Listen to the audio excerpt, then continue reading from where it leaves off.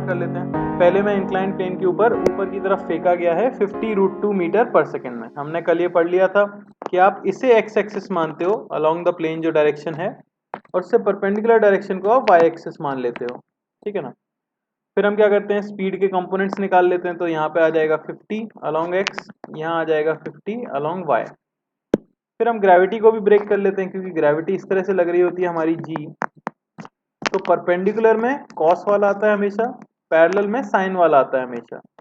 तो ये हो जाएगा जी साइन 37 यानी कि 3g/5, ठीक है ना।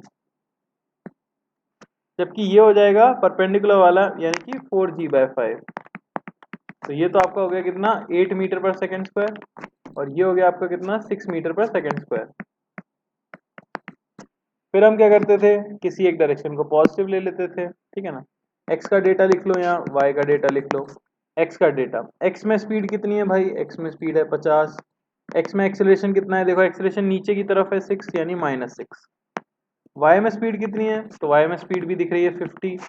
वाई में एक्सेलरेशन कितना है, देख सकते हो ऊपर प्लस वाई है और एक्सेलरेशन नीचे की तरफ है तो -8। अब आपको चाहिए मान लो time of flight. Time of flight के लिए हमेशा इक्वेशन यूज की जाएगी SY = UYT plus half AY_t², और SY को क्या कर दिया जाएगा, 0। तो ये मिला 0 = वाई का डेटा पुट करना है तो 50 × t plus half acceleration -8 × t²। यहाँ से आपका टाइम ऑफ फ्लाइट जो आ गया भाई वो कितना आ चुका है, देख सकते हो 50/4 यानी कि 12.5 सेकेंड आपका टाइम ऑफ फ्लाइट होना चाहिए था। सही किया मैंने, ठीक है। उसके बाद आपको चाहिए एच मैक्स। तो एच मैक्स के लिए भी हम जानते हैं एच मैक्स क्या हो जाता है भाई, हमेशा Vy² = Uy² प्लस 2AY/SY, और Vy² को हमेशा 0। तो 0 = 50 का स्क्वायर प्लस 2 एक्सेलरेशन है -8 × h। यहाँ से एच मैक्स की वैल्यू जो हमें मिली वो मिल गई 2500/16 मीटर। किसी को कोई दुख या समस्या नहीं होनी चाहिए। ये हो गई मैक्सिमम हाइट। उसके बाद बचती है रेंज। तो रेंज जाता है आपका x का डिस्प्लेसमेंट यानी Sx = uxt plus half axt²। तो बस रेंज हो जाएगी, x का डेटा पुट करना है तो 50 × टाइम ऑफ फ्लाइट है 12.5 प्लस हाफ एक्सेलरेशन है -6 × 12.5 का होल स्क्वायर। बस ऐसा मुझे कुछ लोग बता रहे हैं कि ये आ रहा है आपका 131.02 या फिर मैं बोलूं 625/4 मीटर्स। क्लियर है क्या सभी का? कोई डाउट किसी को फर्स्ट क्वेश्चन में? सिंपल था।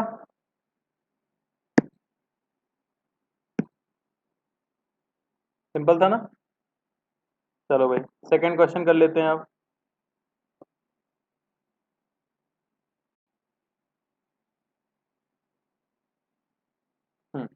तो ये था हमारा सेकंड क्वेश्चन, ठीक है ना।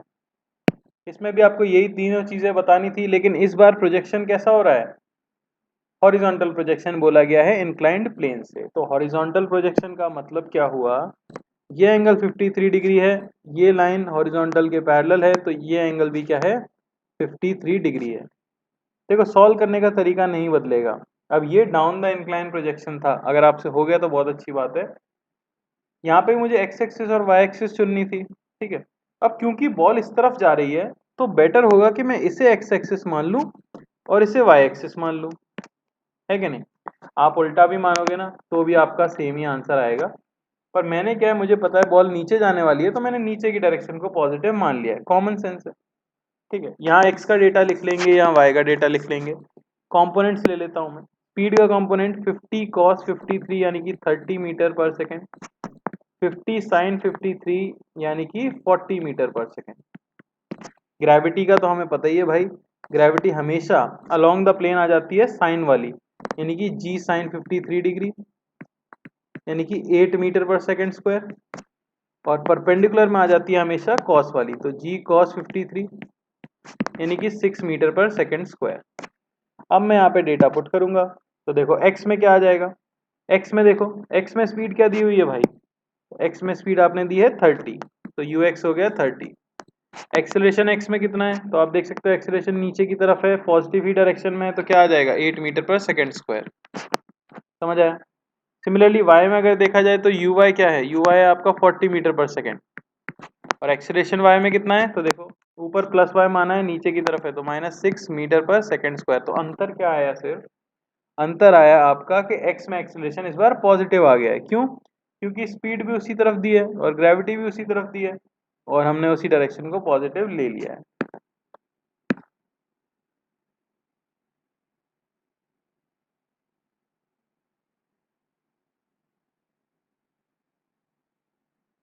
क्वेश्चन क्या है? तो रेंज एंड एच मैक्स हमेशा सेम रहेगा क्या? इंक्लाइन प्लेन से एंगल अगर बॉडी का 45 हो तो रेंज एंड एच मैक्स हमेशा सेम रहेगा क्या, मतलब? अच्छा, वो डेटा सेट हो रहा होगा, हाँ कह सकते हो, ठीक है ना। बिल्कुल आ रहा है तो आ रहा है भाई, डेटा के ऊपर है। चलो, ऐसा कुछ स्टैंडर्ड रिजल्ट मैंने याद नहीं किया। ए वाई नेगेटिव क्यों? अच्छा, कष्ट शुरू हो चुके हैं लोगों के, प्रभु जिन्हें भी डाउट है कि ए वाई नेगेटिव क्यों है, देखिए ज़रा, मैंने पॉजिटिव वाई एक्सिस कौन सी ली है? क्या देवता लोग समझ पा रहे हैं कि मैंने ये डायरेक्शन पॉजिटिव वाई ली है? अच्छा, वाई डायरेक्शन में ग्रेविटी किधर है? तो परमात्मा आपको दिख रहा होगा कि ग्रेविटी नीचे की तरफ है। जब ऊपर की तरफ पॉजिटिव है तो उसका उल्टा नेगेटिव ही होगा ना भाई। तो ऐसी छोटी छोटी चीज़ें मत पूछो। Time of flight s y u y t plus half a y t square. थक गए होगे तुम भी सुन सुन के। एस वाई क्या हो जाएगा, जीरो, जीरो बराबर U Y 40 into T plus half into -6 into T square. Time of flight मिल गया भाई कितना, 40/3 सेकेंड। सुखी जीवन। दूसरा एच मैक्स चाहिए आपको। एच मैक्स के लिए इक्वेशन पता है हमें, v y square is equal to u y square plus 2 ay sy। V y को स्क्वायर को जीरो, जीरो बराबर 40 का square plus 2 into -6 into s y. S y आपको मिल गया कितना भाई, 1600 बाय, कौन है ये, 12 मीटर। कोई समस्या किसी को? अरे इसमें क्या समस्या होगी। तीसरा था रेंज। रेंज के लिए क्या लिख देते हैं, s x is equal to u x t plus half a x t square, है कि नहीं? एस एक्स ही होता है रेंज। एक्स में स्पीड क्या दी थी भाई, एक्स में दी है 30 और एक्सेलरेशन है 8, तो 30 into 40/3 plus half into 8 into 40, sorry 4/3 था टाइम, नहीं 40/3 है सही, इंटू 40/3 का होल स्क्वायर, ये है रेंज। क्या हम आगे बढ़ सकते हैं? क्या आप भी कर करके थक गए हो? क्या सवाल सबको आसान लगा है? किसी को कोई डाउट है तो बोले प्लीज।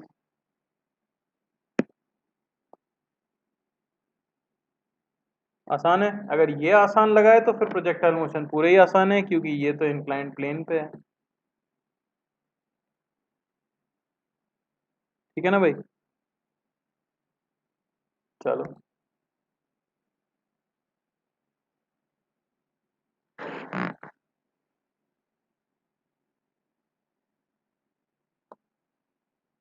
तो इसी पे आप क्वेश्चंस करने हैं हमें, तो मैं अलग अलग तरह के क्वेश्चन कुछ करा देता हूँ आपको। तो ये लो,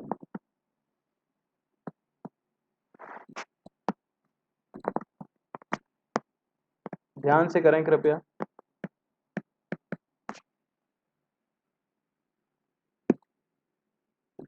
कौन, बाप रे बाप।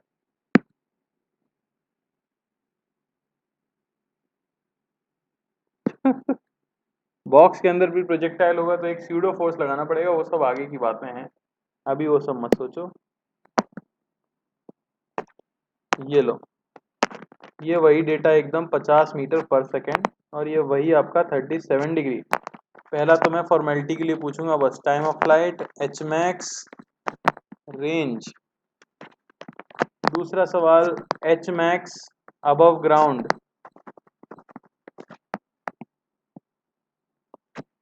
तीसरा, मैक्सिमम हॉरिजॉन्टल डिस्प्लेसमेंट।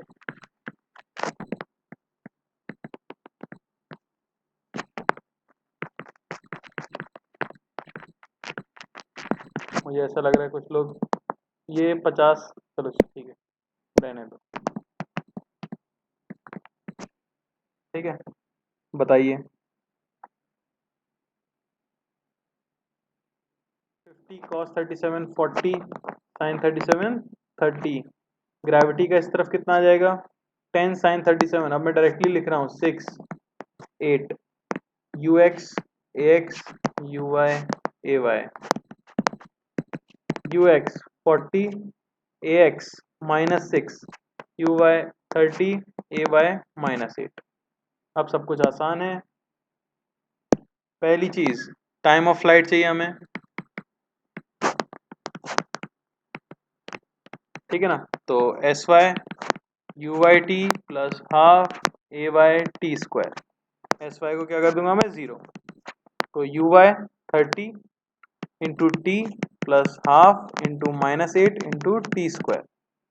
यहाँ से टी की वैल्यू मुझे मिल गई कितनी? 30/4 सेकेंड। क्लियर है?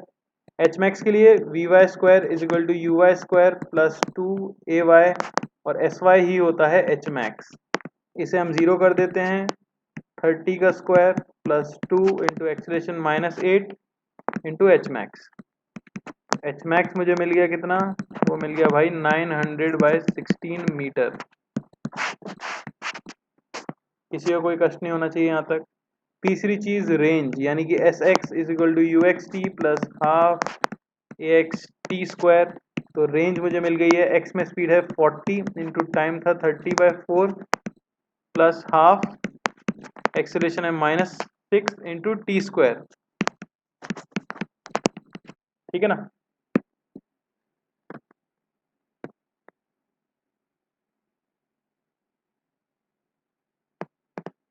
और ये आ गया है कितना भाई? बता देना जरा, मैं सॉल्व तो नहीं करना चाहता इसे।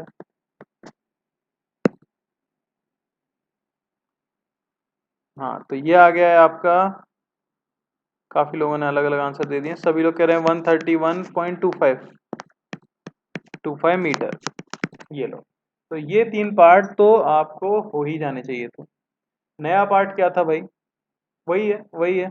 नया पार्ट था मैक्सिमम हाइट अबव ग्राउंड। देखो, इंक्लाइन से मैक्सिमम हाइट चाहिए थी तो आपने क्या किया? इंक्लाइन प्लेन से मैक्सिमम हाइट चाहिए थी तो आपने इक्वेशन ये लिखी, v y square is equal to u y square plus 2ay h max, और आपने वी वाई स्क्वायर को 0 कर दिया। तो प्लेन से मैक्सिमम हाइट तब आती है जब प्लेन से परपेंडिकुलर डायरेक्शन में ऑब्जेक्ट चलना बंद कर दे। तो ग्राउंड से मैक्सिमम हाइट कब आएगी? जब ग्राउंड से परपेंडिकुलर डायरेक्शन में ऑब्जेक्ट चलना बंद कर दे। तो जिस भी चीज से आपको मैक्सिमम डिस्टेंस चाहिए, बेसिकली उस सरफेस के परपेंडिकुलर डायरेक्शन में ऑब्जेक्ट जिस समय पे मूव करना बंद कर देगा तभी मैक्सिमम हाइट आएगी। तो सेकंड पार्ट के लिए क्या करना है हमें? सेकंड पार्ट में आपको इस तरह से दिया गया है कि ये इंक्लाइंड प्लेन है 37 डिग्री का, और आपने बॉल फेंकी है 50 मीटर पर सेकंड से 37 डिग्री पे। तो अब आप किसे मान लो x, इसे मान लो x, और इसे मान लो y, जो हम जीवन भर करते ही आए हैं। तो यहाँ स्पीड आ जाएगी आपकी 50 cos 2 इंटू 37 डिग्री। समझ आ रही है बात? और ऊपर स्पीड आ जाएगी आपकी कितनी? ऊपर की तरफ स्पीड आ जाएगी आपकी 50 sin 2 इंटू 37 डिग्री। समझ आया कि नहीं? बस वैल्यू निकाल लेते हैं इसकी 50, ठीक है ना, into cos 2 into 37 degree, cos 2 theta. क्या लिख सकते हो cos 2 थीटा को? 1 माइनस 2 साइन स्क्वायर थीटा लिख सकते हो, है कि नहीं? तो ये हो जाएगा 1 माइनस 2 साइन स्क्वायर 37 डिग्री, और साइन 2 थीटा उसे तो क्या लिख सकते हो? 2 साइन थीटा कॉस थीटा। तो ये हो जाएगा 100 इंटू साइन 37 3/5 कॉस 37 4/5। ये मिल गया आपको 48 मीटर पर सेकेंड। समझ आ रही है बात? अरे समझ आ रहा है कि नहीं मेरी बात? अरे यार मैं समझ गया ईशान भाई, आपका आंसर आ गया, बहुत बढ़िया बात है, पर मेरा काम पूरी क्लास को समझाना है, 46 स्टूडेंट्स को, ठीक है ना। मैं समझ रहा हूँ आपने जल्दी कर पाया है, मुझे पता है वो चीज़ें, पर मैं वो डायरेक्टली नहीं बता सकता, ठीक है ना।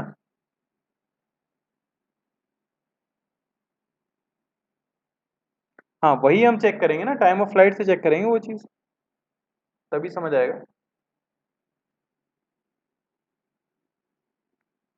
क्या समझ नहीं आ रहा ईशान भाई तुम्हें यार, जबरदस्ती मतलब। 48 क्या तुम्हें कंपोनेंट लेना नहीं आ रहा? क्या डाउट है इसमें?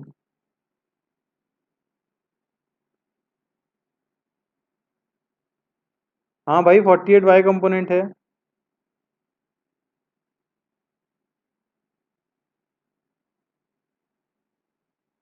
बस ठीक है ना, और मैं एक्स कंपोनेंट लिख रहा हूँ। एक्स कंपोनेंट कितना मिल जाएगा ये देखो, 2 इंटू साइन स्क्वायर 37 डिग्री, यानी कि 9/25, तो हो गया 18/25, तो 2 7, 7/25 14, ये हो गया 14 मीटर पर सेकेंड। दो कंपोनेंट्स आ गए। मैंने यहाँ पे क्या यूज कर लिया है, मैंने यूज कर लिया है कॉस 2 थीटा, तो जाता है 1 - 2 साइन स्क्वायर थीटा, और मैंने यूज किया है साइन 2 थीटा, ये होता है 2 sin थीटा कॉस थीटा। इससे मैंने ये वैल्यूज निकाली हैं। समझ आ रहा है कि नहीं? अब बस आपको क्या चाहिए था, मैक्सिमम हाइट फ्रॉम ग्राउंड चाहिए, है कि नहीं? तो मैक्सिमम हाइट फ्रॉम ग्राउंड आप देख सकते हो क्या आ जाएगी, अगर मैं डायरेक्ट फॉर्मूले से निकालू, u/²/2g, याद है कि नहीं? तो 48 का स्क्वायर बाय 2 × 10। बस आपको ये देखना पड़ेगा कि मैक्सिमम हाइट इसके टाइम ऑफ फ्लाइट से कम समय में रीच हो गई हो। अगर ऐसा हुआ कि मैक्सिमम हाइट रीच करने से पहले वो इंक्लाइन प्लेन को टकरा जा रहा है, इसका मतलब तो हमारा आंसर गलत आ जाएगा। समझ पा रहे हो कि नहीं? अगर आप लोगों को कष्ट है तो मैं वापस से पूरी चीज बताने को तैयार हूँ। बोलो कितने लोगों को समझ नहीं आ रहा है क्या कर रहा हूँ मैं? अरे बोलो जल्दी।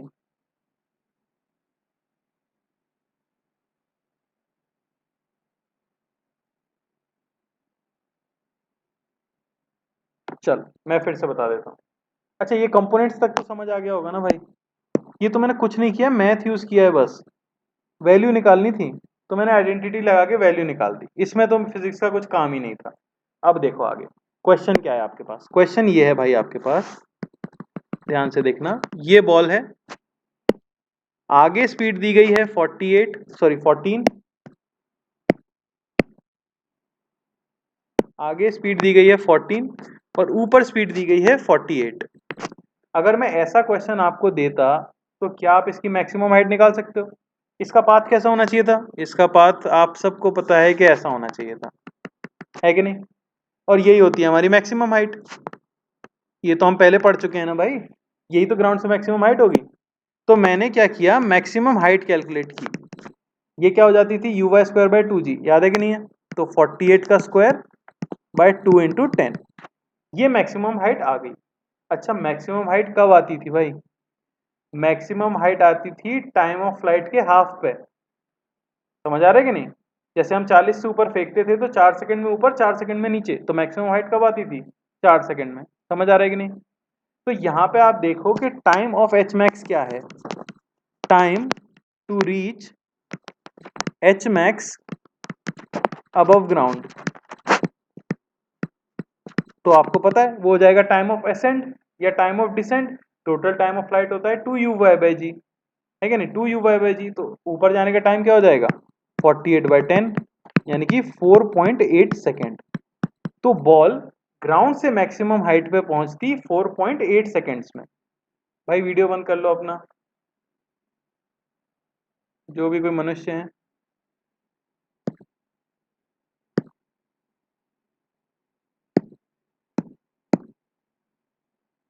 हेलो बेटा, किसी का वीडियो चालू हो गया है, जबरदस्ती दिख रहा है वो।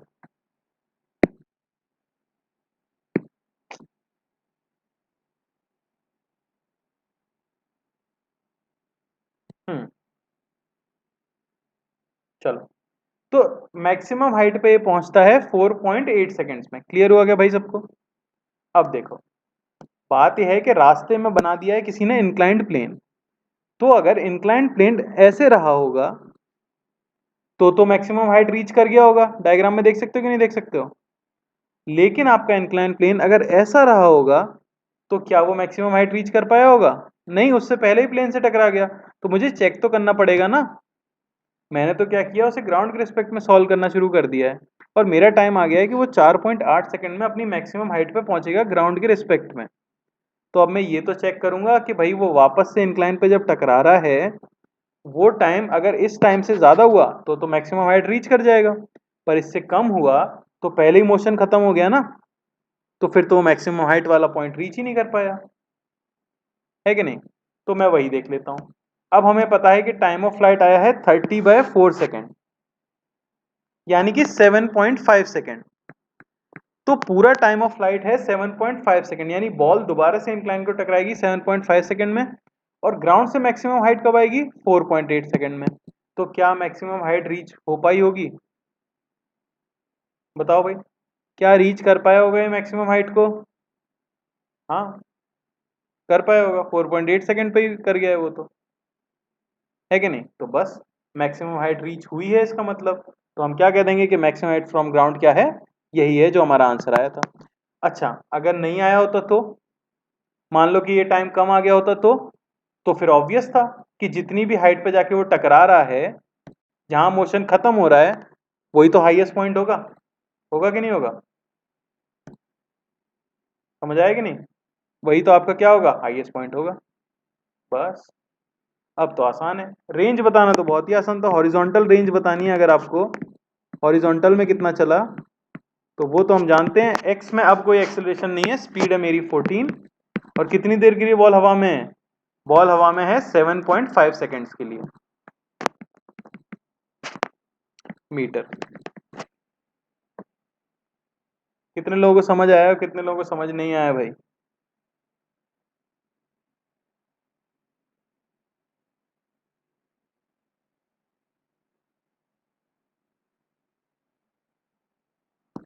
ऊपर वाला, मैं एक काम करता हूँ, मैं एक और क्वेश्चन ले लेता हूँ, फिर से करने से क्या फायदा होगा, एक ही क्वेश्चन को 10 बार बोलूंगा तो बाकी लोग भी बोर हो जाएंगे।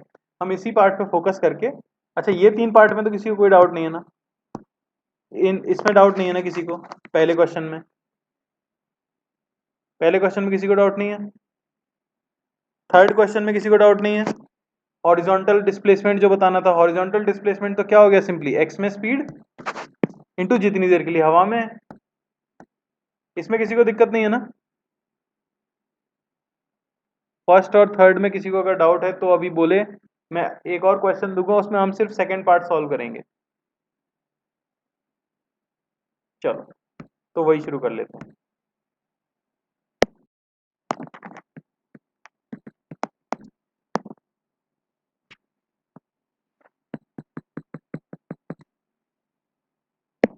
हम्म,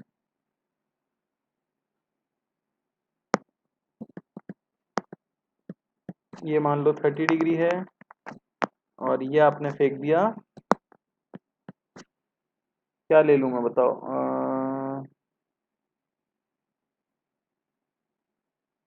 30 डिग्री ले लेते हैं ये भी, ठीक है ना, और फेंक दिया मैंने 50 मीटर पर सेकेंड से।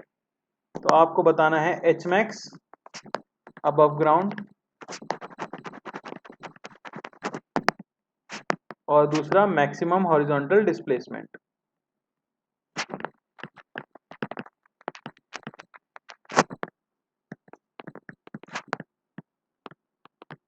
ठीक है, एक बार ट्राई करो आप लोग, फिर मैं बताता हूँ आराम आराम से।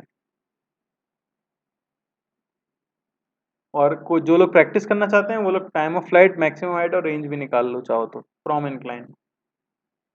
खैर उसकी प्रैक्टिस काफ़ी हो गई, आप यही वाला सॉल्व करो, ज़्यादा टाइम वेस्ट नहीं करते। हाँ, क्या बोल रहा है एक,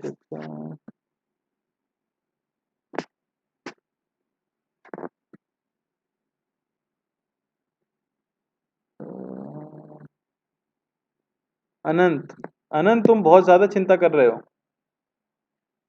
तुम गलत चिंता कर रहे हो भाई। बिल्कुल चिंता मत करो, कोई एरर प्रोपोगेट नहीं कर रही है, तुम्हारा आंसर एकदम सही आएगा, जेई इसी को फॉलो करती है, वो 37 डिग्री को 3/5 ही मानते हैं एग्जैक्टली। समझ आ रही बात, आपको क्वेश्चन सॉल्व इन्हीं से करना है।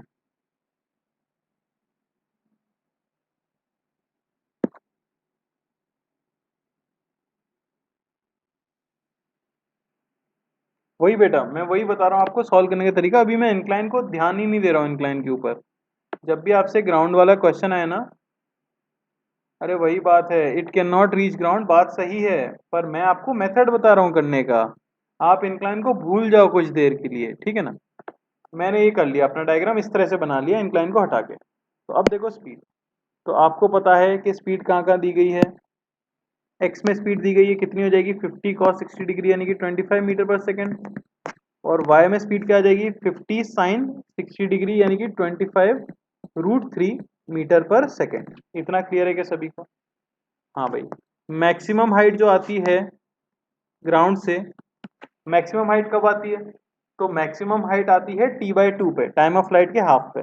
सबसे पहले मैं इसका टाइम ऑफ फ्लाइट निकाल लूंगा, तो वो आ जाएगा 2 इंटू uy/g यानी कि 5√3 सेकेंड। ये इसका टाइम ऑफ फ्लाइट है। तो time to reach h max क्या होगा? मैक्सिमम हाइट तक पहुंचने का समय क्या होगा? इसका आधा। तो वो टाइम मुझे मिला 5√3/2 सेकेंड। इतने तक सबको क्लियर है? अच्छा, इस समय पे मैक्सिमम हाइट होगी क्या? तो वो होती है uy²/2g। तो y में स्पीड है 25√3 का स्क्वायर बाय 20। समझ आया? ठीक है ना। तो ये कुछ बड़ा सा आ रहा है, मैं इसको ऐसे ही छोड़ देता हूँ। तो ये है एच मैक्स। अब मुझे बस एक चीज चेक करनी होती है कि जब ऐसा मोशन होता, अगर इंक्लाइन प्लेन नहीं होता तो, लेकिन असली जिंदगी में तो इंक्लाइन प्लेन है। अब अगर इंक्लाइन प्लेन ऐसा कुछ है कि वो मैक्सिमम हाइट के बाद में स्ट्राइक कर रहा है बॉल को, तो मोशन सिर्फ यहीं तक हो पाएगा, ये मोशन हो पाएगा सिर्फ। तो इस दौरान में क्या मैक्सिमम हाइट आ गई होगी?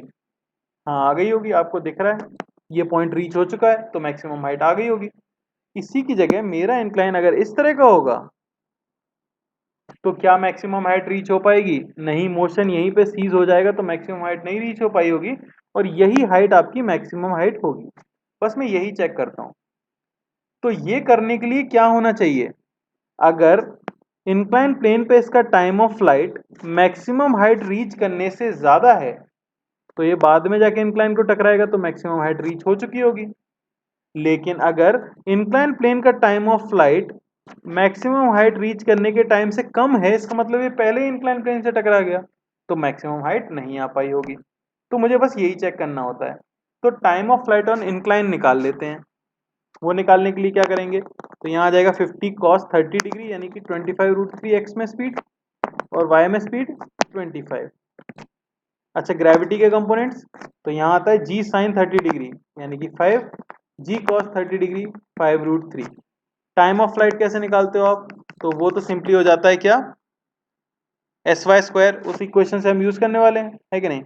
तो s y is equal to u y t plus half a y t square. S y को मैं क्या कर दूंगा 0। तो ये हो गया 25 into T minus half into 5√3 into T square. तो t यहां से आपको क्या मिला? t आपको यहां से मिला 10/√3 सेकेंड। क्लियर है क्या सबको? तो अब आपको बस ये देखना है कि 5√3/2 बड़ा है या 10/√3 बड़ा है। कौन बड़ा हो जाएगा? √3 की वैल्यू 1.7 होती है,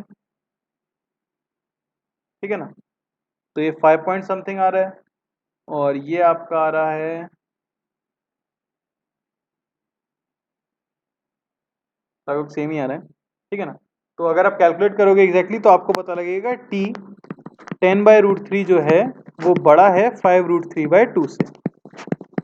तो क्योंकि इंक्लाइन प्लेन पे टकराने का टाइम मैक्सिमम हाइट रीच करने के टाइम से ज्यादा है, इसका मतलब क्या हुआ कि ये टाइम रीच हुआ होगा और मैक्सिमम हाइट भी आई होगी। तो हमारा आंसर क्या हो गया? ये हो गया। मैं उम्मीद कर रहा हूँ अब सबको क्लियर हो गया हो, क्योंकि तीसरी बार मैं बोलने से अच्छा मर जाना पसंद करूंगा। मैं अब थक चुका हूँ।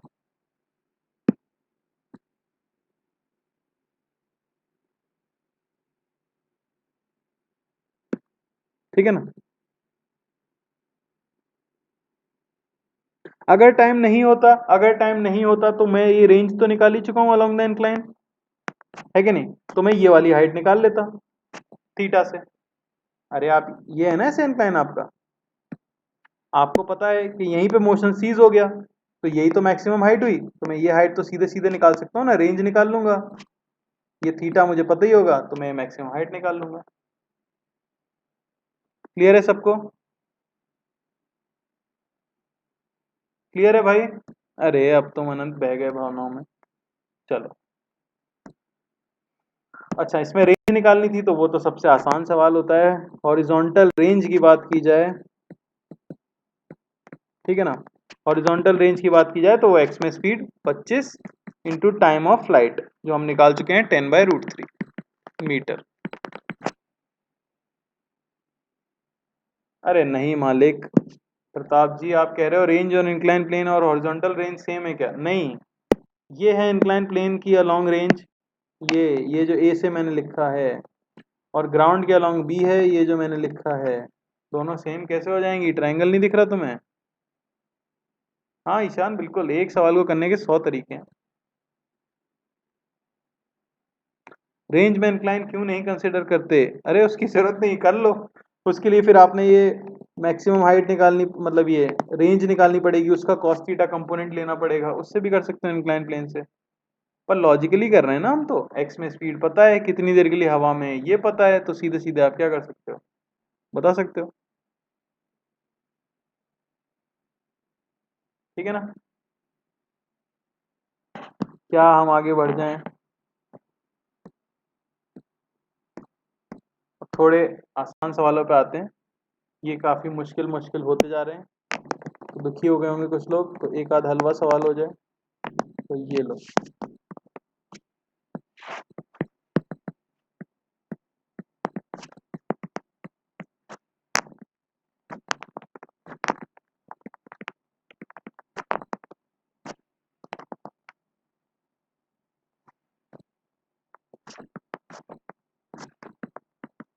ठीक है। तो बोला गया है कि बॉल स्ट्राइक्स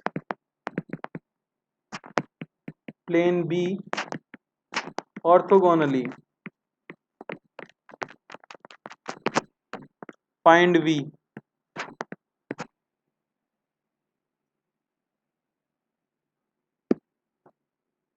अरे अनंत, अगर वो सवाल अभी करा दिया तो लोग लोग मतलब परेशान हो जाएंगे यार बहुत।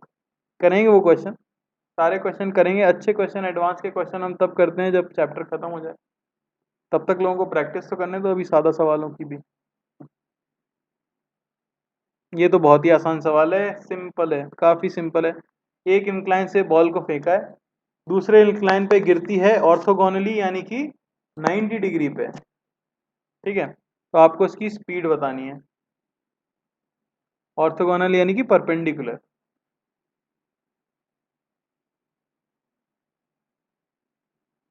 क्या बात है, रोहित ने सबसे पहले आंसर दिया है।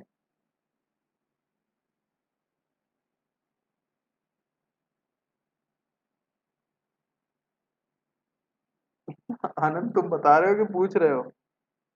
असमंजस में हो। एक सिंपल सा कॉन्सेप्ट है यार, जो मैंने कई बार बोला है, कई बार बोला है आपको। कौन सी चीज है जो प्रोजेक्टाइल मोशन में चाहे कुछ भी कर लो बदलती नहीं है? कुछ भी कर लो बदलती नहीं है। बस वही लगाना था, वही लगाना था बस, बहुत सही रोहित।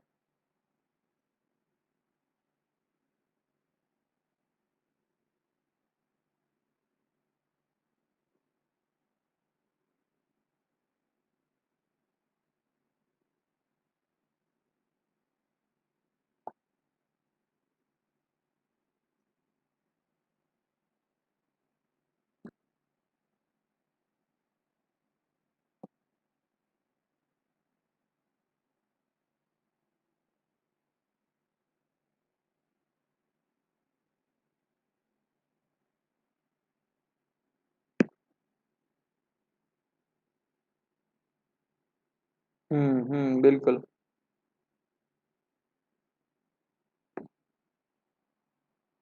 देख लो भाई क्या आंसर आ जाएगा।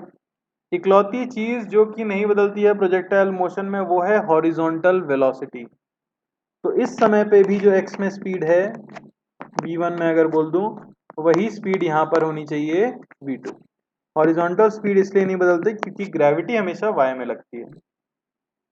समझ आ रही है बात? तो ये 30 है तो ये 30 है, तो V1 की वैल्यू क्या हो जाएगी? V1 हो जाएगा आपका 50 साइन 30 डिग्री। ये इक्वल हो जाना चाहिए किसके? V2। V2 आपको निकालना है, तो ये आपका 30 डिग्री है। समझ आ रही है ना बात?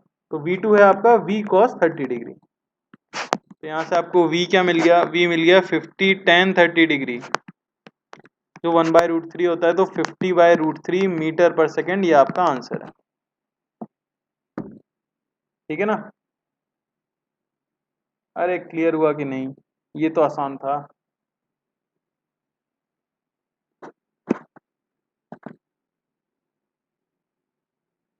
अरे ऑर्थोगोनली मैंने बताया तो था, परपेंडिकुलर होता है।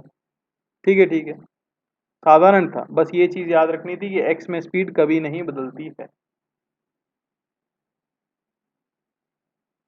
क्लियर है? बस अब इसके ऊपर बहुत सारे क्वेश्चंस हैं यार। मॉड्यूल मिल गया ना आप सबको? मॉड्यूल मिल गया है? ठीक है। तो अब हम क्या करेंगे? मॉड्यूल सॉल्व करेंगे। मैं आपको होमवर्क भेजूंगा मॉड्यूल में से क्वेश्चंस, और कोई भी एक क्लास हम पूरी पूरी डिस्कशन के ऊपर रखने वाले हैं, जिसमें आप आपके डाउट सॉल्व करेंगे। ठीक है ना? क्योंकि यहाँ पे बहुत सारे क्वेश्चन कराने का मतलब नहीं है, बेसिक्स में बता चुका हूँ आपको। अब मेनली क्वेश्चंस की प्रैक्टिस बाकी है, तो उसके लिए हमारे पास पूरा मॉड्यूल पड़ा हुआ है। ठीक है? तो मैं आपको होमवर्क भेज दूंगा, अगली क्लास में आप उसको करके रखोगे। समझ आ रहा है?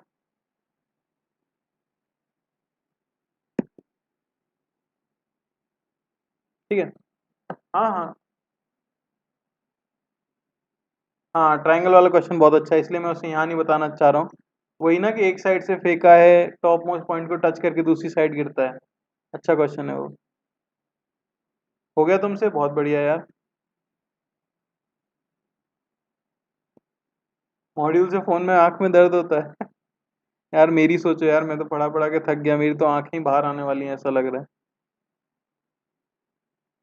चलो बढ़िया है। ठीक है, तो मैं होमवर्क आपको बता दूंगा नेक्स्ट क्लास के लिए। प्लीज प्लीज, अगर आप चाहते हो कि आपका फिजिक्स स्ट्रांग हो, मैकेनिक्स स्ट्रांग हो, तो अगली क्लास में उन क्वेश्चंस को करके जरूर आना। क्योंकि आप 1.5 घंटे की क्लास होगी, तो एटलीस्ट आधा घंटा में डिस्कस करने वाला हूँ क्वेश्चंस।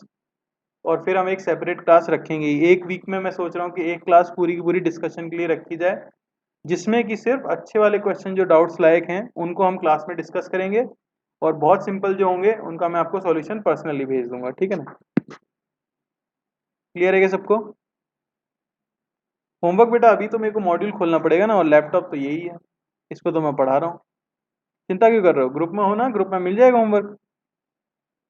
नहीं, नॉर्मल क्लास में ही, अपन क्लास में ही करेंगे, चिंता मत करो। वीक में कोई भी एक क्लास मैं डाउट्स के लिए छोड़ रहा हूँ। ठीक है ना? तो उस दिन हम सारे अच्छे डाउट्स डिस्कस करेंगे, जो बहुत सिंपल डाउट्स होंगे वो फिर आप पर्सनली मेरे से पूछ लेना। ठीक है?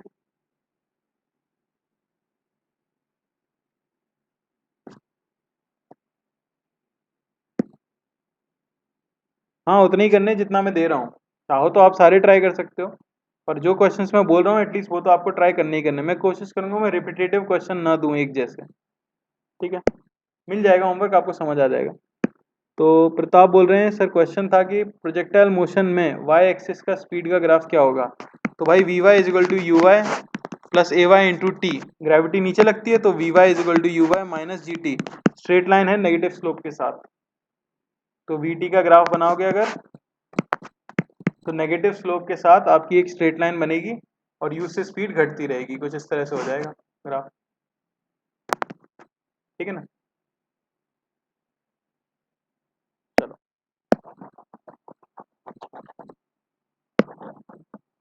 तो अब हम स्टार्ट करने वाले हैं जो सबसे इंपॉर्टेंट है। उसके आगे का भी बनाना है तो बन जाएगा भाई। मैक्सिमम हाइट के बाद फिर वापस से इंक्रीज होने लग जाएगा पॉजिटिव स्लोप स्लोप के साथ, प्लस जी टी। तो कुछ ऐसा ग्राफ बन जाना चाहिए था ये। ठीक है ना? स्पीड की अगर बात कर रहे हैं, वेलोसिटी की बात कर रहे हैं, तो सीधा नीचे निकल जाएगा।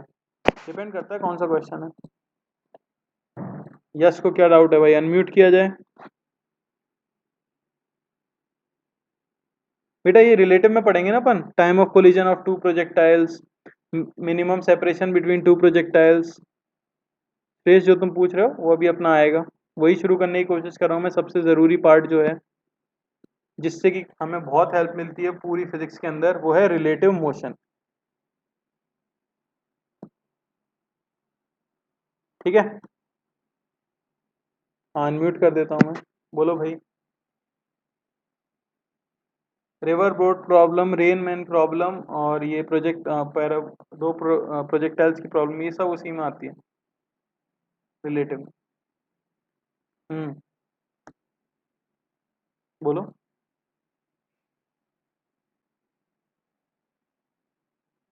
क्यों भाई?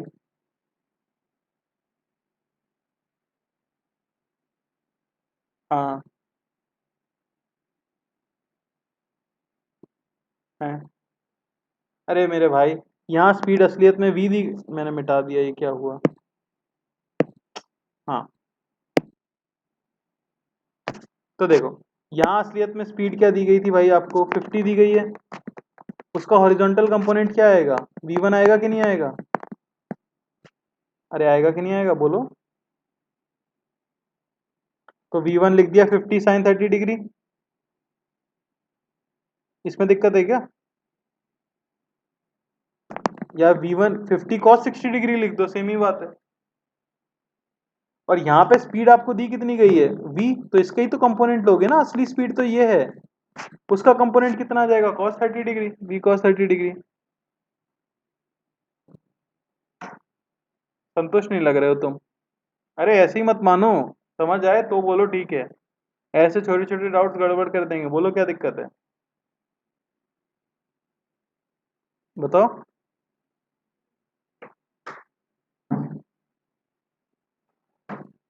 हाँ।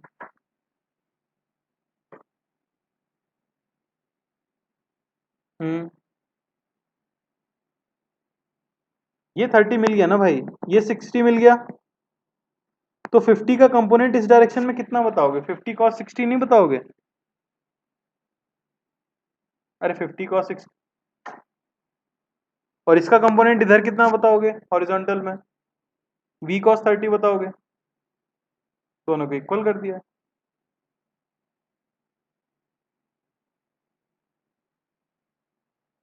ठीक है, चलो।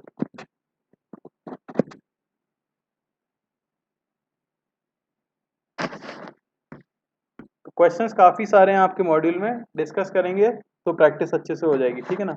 सभी लोग घर पे अच्छे से ट्राई करना।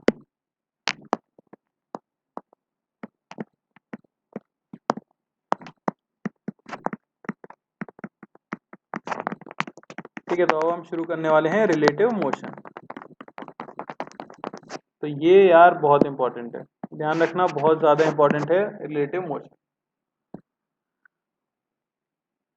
नेक्स्ट क्लास में ये डाउट सेशन रखेंगे नहीं यार, थोड़ा टाइम तो देंगे क्वेश्चन करने के लिए, क्योंकि होमवर्क में काफ़ी दूंगा आपको। रेक्टिलिनियर मोशन का होमवर्क दूंगा मैं, प्रोजेक्टाइल मोशन का होमवर्क दूंगा मैं। तो अपनी क्लास नेक्स्ट कब होगी? आज क्या है? वेडनेसडे, थर्सडे, फ्राइडे, मंडे को करेंगे डिस्कस। ठीक है ना? चलो, अब हम स्टार्ट करने वाले हैं रिलेटिव मोशन। अब देखो, क्या बिना रिलेटिव मोशन पढ़े आप कोई क्वेश्चन ऐसा है जो नहीं सॉल्व कर सकते? तो नहीं, सारे क्वेश्चन बिना रिलेटिव मोशन पढ़े भी सॉल्व हो सकते हैं। ठीक है ना? हाँ, 40 ईयर्स का लास्ट क्वेश्चन करना जेई का बहुत है, मोर देन इनफ।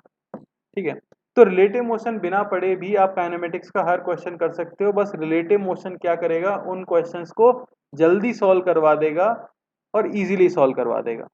अब दिक्कत ये देखी है मैंने बच्चों के साथ कि मोस्टली बच्चों को रिलेटिव मोशन टफ लगता है। ठीक है ना? और रिलेटिव मोशन टफ लगने का एक ही कारण है कि आपने ध्यान से बातें सुनी नहीं है। अगर आपका रिलेटिव मोशन स्ट्रांग हो गया ना, तो मैं बता रहा हूँ ये लॉन्ग टर्म में बहुत फायदा देगा आपको। हर चैप्टर में रिलेटिव मोशन का यूज हो जाता है लगभग, चीजें आसान हो जाती हैं। तो मीनिंग क्या है रिलेटिव मोशन का? तो बेसिकली किसी भी एक फ्रेम के अंदर बैठ के किसी दूसरे ऑब्जेक्ट को ऑब्जर्व जब हम करते हैं, तो उसे आप कह देते हो बेसिकली रिलेटिव मोशन। यानी दो ऑब्जेक्ट्स अगर मूव कर रही हैं, तो एक ऑब्जेक्ट के फ्रेम में बैठ के दूसरे ऑब्जेक्ट को देखना कहलाता है रिलेटिव मोशन। समझ आ रही है बात? मतलब क्या हो गया कि मान लो कि दो लोग दुनिया में चल रहे हैं, ए हमारा चल रहा है और B हमारा चल रहा है। तो अगर आप ग्राउंड के फ्रेम से देखोगे, आप ग्राउंड पे खड़े होके देखोगे तो आपको A चलता हुआ दिखेगा, आपको B भी चलता हुआ दिखेगा। पर मान लो आप B के फ्रेम में बैठ गए, B के फ्रेम में बैठने का मतलब हुआ कि आप B के सर के ऊपर बैठ गए, तो क्या आपको B चलता हुआ दिखेगा? नहीं, अब B तो आपके लिए रेस्ट पे आ गया क्योंकि आप तो B के ऊपर ही बैठ गए हो। अब आपको सिर्फ कौन चलता हुआ दिखेगा? A चलता हुआ दिखेगा।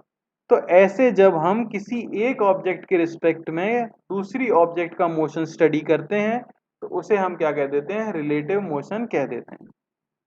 तो सारी फिजिकल क्वांटिटीज रिलेटिव हो सकती हैं। बात वही है, अगर मैं आपसे एक चीज बोलूं कि कोई चीज रुकी हुई है, चल रही है, तो आप पहले यही पूछोगे कि आप किसके रिलेटिव बात कर रहे हो भाई। हो सकता है एक आदमी के लिए कोई चीज रुकी हो और दूसरे आदमी के लिए वो चीज चल रही हो। तो ये सब चीजें क्या है? रिलेटिव के ऊपर डिपेंड करती हैं। समझ आ रही है बात? यही हमें यहाँ पे पढ़ना है। तो रिलेटिव डिस्प्लेसमेंट होता है, रिलेटिव वेलोसिटी होती है, रिलेटिव एक्सेलरेशन होता है। उनका सिंपली मीनिंग है कि एक पार्टिकल के रिस्पेक्ट में दूसरे पार्टिकल का वो पैरामीटर कितना है।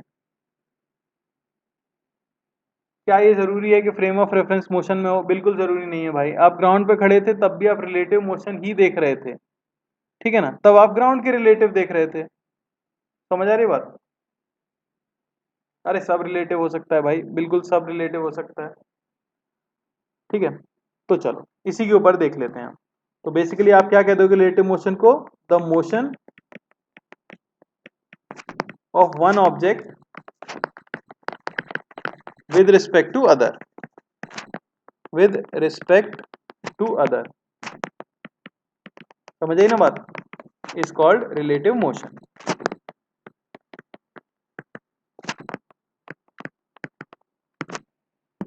अब यहीं पे मैं आपको कुछ पैरामीटर्स बता दूंगा, रिलेटिव पैरामीटर्स। जैसे सबसे पहले आ जाता है आपका रिलेटिव डिस्प्लेसमेंट। रिलेटिव डिस्प्लेसमेंट,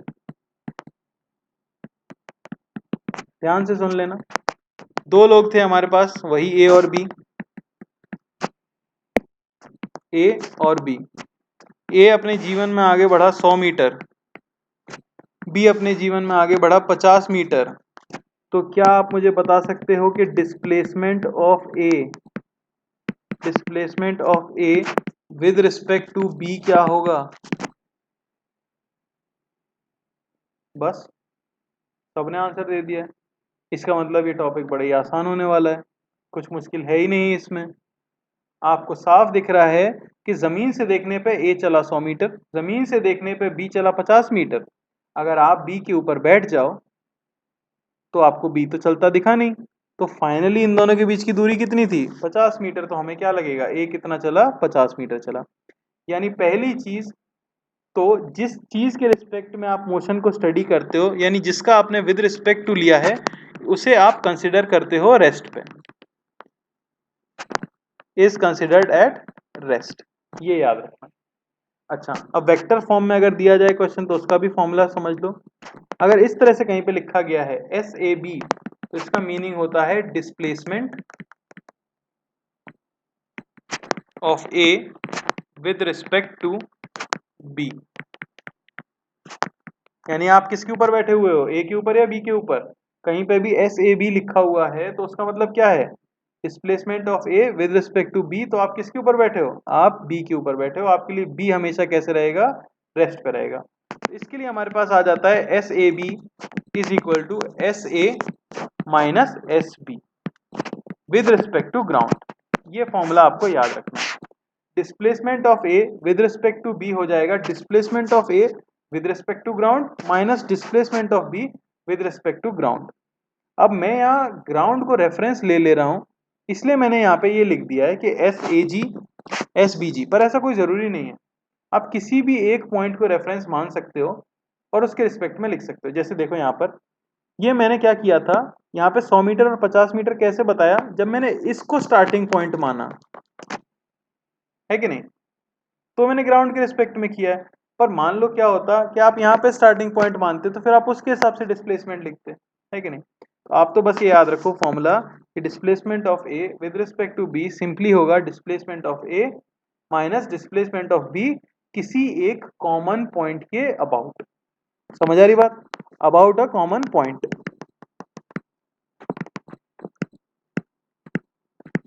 या कॉमन फ्रेम मैं कह देता हूं, किसी एक कॉमन फ्रेम के रिस्पेक्ट में। अब वो फ्रेम जनरली क्या ले लिया जाता है? ग्राउंड ही ले लिया जाता है।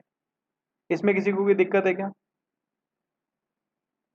चलो, ये हो गया आपका रिलेटिव डिस्प्लेसमेंट। इसमें किसी को दिक्कत है? क्या दिक्कत है भाई? यार जबरदस्ती दिक्कत हो रही है, बोलो क्या दिक्कत है?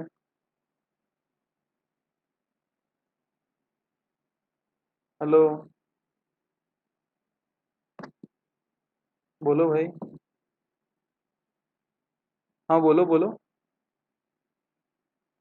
कॉमन फ्रेम का मतलब ये है कि आप कहाँ खड़े, आप किसके रिस्पेक्ट में ये डिस्टेंसेस बता रहे हो।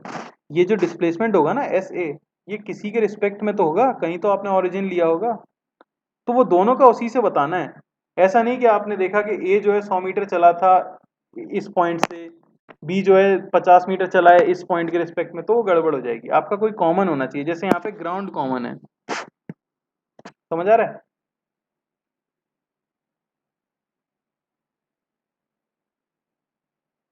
स्टार्टिंग पॉइंट की बात नहीं है, मैं मोशन कहाँ से देख रहा हूँ। देखो ये तो था रिलेटिव, ये है a with respect to b, लेकिन जब मैंने ये डिस्प्लेसमेंट लिखा है तो मैंने ग्राउंड के फ्रेम में लिखा है ना, और ये भी लिखा है तो ग्राउंड के फ्रेम में लिखा है, तो ये फ्रेम कॉमन होना चाहिए दोनों का।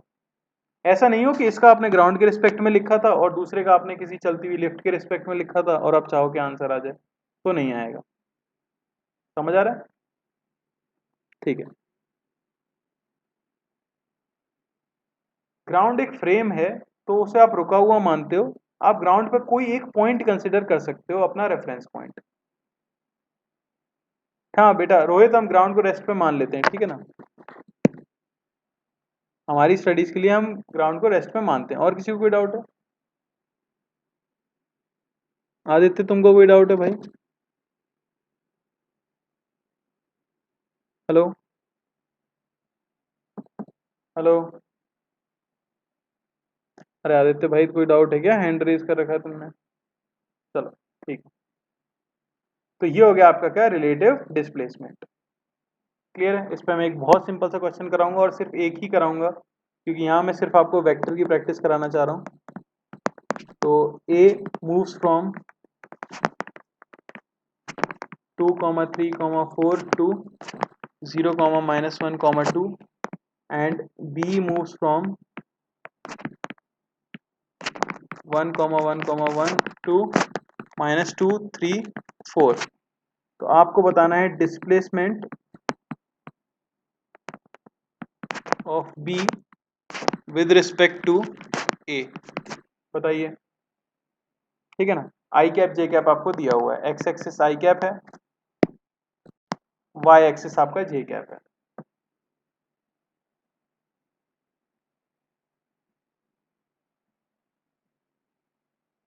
रिलेटिव मोशन में ही सबसे ज्यादा इंटरेस्ट आता है, अगर आप ध्यान से पढ़ोगे तो। जो क्वेश्चन हमने टाइम लेके सॉल्व किया ना काइनेमेटिक्स में, वो सब एकदम बिना पेन उठाए सॉल्व होंगे रिलेटिव से।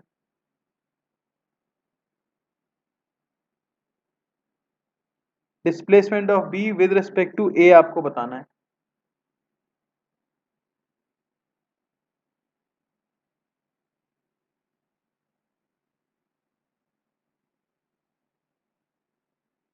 बढ़िया ईशान।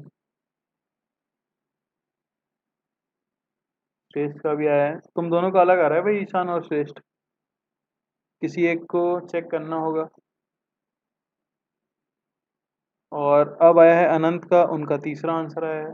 रोहित का, रोहित का और श्रेष्ठ का मैच कर रहा नहीं है। चौथा आंसर, पांचवा आंसर। अरे क्या कर रहे हो, ये तो मैंने टाइम पास के लिए दिया है सवाल। अरे प्लीज, अरे ऐसा मत करो यार। हम तो कहाँ कहाँ के क्वेश्चन करने वाले हैं, फिर मॉड्यूल कैसे सॉल्व होगा?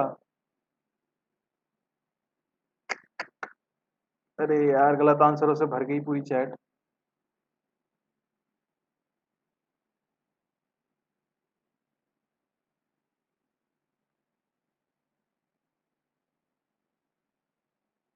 हम्म। इसमें क्या गड़बड़ हो रही है?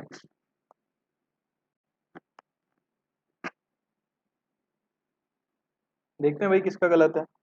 चलो सबसे पहले मैं क्या लिखूंगा, डिस्प्लेसमेंट ऑफ ए। तो मूव किया है यहां से यहां, तो final vector, final position minus initial position होता है डिस्प्लेसमेंट। तो final coordinates minus initial, 0 minus two I, -1 -3 -4j, 2 -4 -2k, ये हुआ एस ए। ऑरिजिन के रिस्पेक्ट में कर रहे हैं हम, ठीक है ना। तो एस ए ओ लिख देता हूं मैं इसे, एस बी ओ। तो देखो 1 1 1 से मूव करके गया है -2 3 4, final coordinates minus initial coordinates, -2 -1 -3, 3 -1 2, 4 -1 3, ये हुआ है एस बी ओ। आपको क्या चाहिए, displacement of B with respect to A, यानी कि एस बी ए। उल्टा मत निकाल देना, साइन गलत हो जाएगा। तो एस बी ए ये होगा s b minus s a. जो पहले लिखा होता है वो पहले लिखा जाता है, ठीक है ना। एस बी ए लिखा है, बी पहले है, तो एस बी पहले आएगा। तो S B A displacement of B with respect to A आपका मिल जाएगा -3i plus 2j plus 3k और -2i -4j -2k, -3 plus 2 -i, 2 plus 4 6 और 3 प्लस 2 5, ये है भाई आंसर। उल्टा कर दिया तो उल्टा कर दिया तो गड़बड़ हो जाएगी ना भाई, उल्टा नहीं करना है, जो पूछा गया वही बताना है। हाँ तो सही है, कई लोगों का सही था, रोहित का भी सही था, श्रेष्ठ का भी सही था। तो ये तो हलवा सवाल था, अरे ऐसे ही करा दिया था शगुन के लिए, कराना थोड़ी चाह रहा था मैं। और दूं क्या ऐसा वाला एक और? अरे मत बोलो कि दोबारा चाहिए एक और क्वेश्चन। अरे क्यों ईशान भाई, तू कैसी बातें कर रहे हो, तुम इतना पढ़ने के बाद वेक्टर में कैसे गलत हो सकते हो?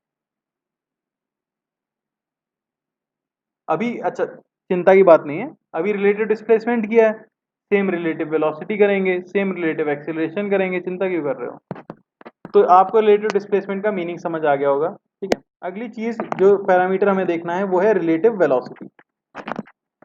रिलेटिव वेलोसिटी का मतलब क्या हो गया, एक आदमी के रिस्पेक्ट में दूसरे की वेलोसिटी को देखना। जरा बता सकता है क्या कोई? यह है आदमी ए, ये चल रहा है 10 मीटर पर सेकंड से, यह है आदमी बी, ये मूव कर रहा है 5 मीटर पर सेकंड से। क्या आप मुझे बता सकते हो कि speed of A with respect to b कितना होगा? बस, ये तो लोग सांस भी, अरे रोहित ऐसे मत करो भाई।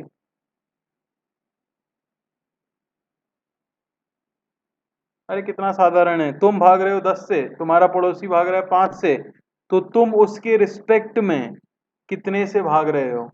तुम, तुम्हारी और उसके बीच की दूरी कितनी रेट से चेंज हो रही होगी? कॉमन सेंस है, अगर ऐसे समझ नहीं आता तो ये सोच लो, एक सेकंड में तुम चलोगे 10, वो चलेगा 5, इफेक्टिवली तुम कितने से चले? 5। तो इसके लिए हमारे पास वेक्टर फॉर्मूला आ जाता है, velocity of A with respect to b is velocity of A with respect to ground minus velocity of B with respect to ground. मुझे नहीं लगता मुझे ये समझाने की जरूरत है, वेक्टर फॉर्मूला समझ आ रहा है? मुझे नहीं लगता ये समझाने की जरूरत है। रोहित इसकी हम बहुत अच्छी सी ट्रिक देख लेंगे, चिंता मत करो। तो ये हो गया आपका वेक्टर तरीके से कैसे आप रिलेटिव वेलोसिटी निकालो। अब मैं आपको एक चीज बताता हूँ, रिलेटिव के लिए आपको जब भी कुछ करना हो, या फिर पहले रिलेटिव एक्सीलरेशन भी लिख ही लेते हैं, ठीक है ना। रिलेटिव एक्सीलरेशन, रिलेटिव एक्सीलरेशन क्या हो जाएगा, acceleration of one object with respect to other, one object with respect to other. तो acceleration of A with respect to B ये हो जाता है acceleration of A with respect to ground minus acceleration of B with respect to ground. तो यहाँ मैंने क्या फॉर्मूले लिख दिए हैं, मेरे हिसाब से फॉर्मूले में कोई दिक्कत नहीं होनी चाहिए, ठीक है ना। फॉर्मूले तीनों के सेम है, रिलेटिव डिस्प्लेसमेंट, रिलेटिव वेलोसिटी और रिलेटिव एक्सीलरेशन। तो जब आप वेक्टर से करोगे तो आपका आंसर हमेशा सही आएगा, ठीक है। इसलिए कोशिश करनी चाहिए जब भी आड़ा टेढ़ा कुछ डायग्राम दिया हो तो हम वेक्टर से सॉल्व करें। फॉर्मूले में किसी को कोई दिक्कत है क्या? अब हम ट्रिक पे चल लेते हैं कि रिलेटिव चीज कैलकुलेट कैसे की जाती है, ठीक है ना। तो उसका सिंपल सा तरीका है, मान लो कि आपके पास ए था, ध्यान से देखना सभी लोग, ये आपका आदमी ए था और ये था आपका आदमी बी, ठीक है ना। ध्यान से देखो, ए इधर चल रहा था 10 मीटर पर सेकेंड से और इसका एक्सीलरेशन इधर था 2 मीटर पर सेकेंड स्क्वायर। बी इधर चल रहा था 20 मीटर पर सेकेंड से और इसका एक्सीलरेशन इधर था 4 मीटर पर सेकेंड स्क्वायर। अगर मैं आपसे पूछूं कि relative velocity and acceleration of A with respect to b, जहां ये आई कैप है, तो क्या होगा? तो ट्रिक क्या है मेरे भाई? ट्रिक है कि जिसके रिस्पेक्ट में आपको निकालना है, ठीक है ना, object about which parameters are calculated